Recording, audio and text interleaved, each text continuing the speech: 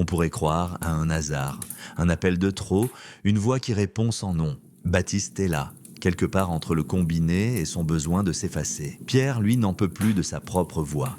Trop de mots prononcés, trop d'attentes suspendues à chaque message laissé. Ce n'est pas une rencontre, c'est un glissement.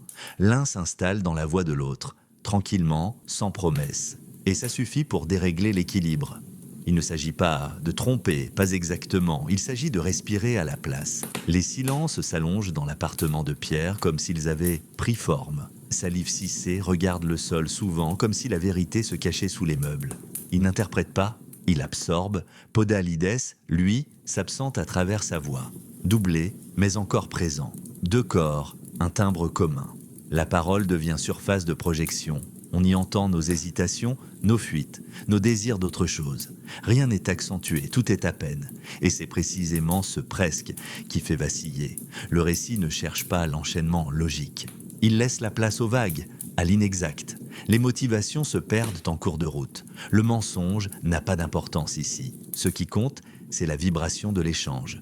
Ce qu'on dit quand on croit parler pour un autre. Le téléphone devient confident, instrument, détour. Le répondeur n'est pas seulement une voix enregistrée, c'est un seuil. On y laisse ce qu'on n'ose pas être en face. Fabienne Godet filme sans fracas. Tout repose sur les décalages minuscules, les regards échappés, les phrases interrompues.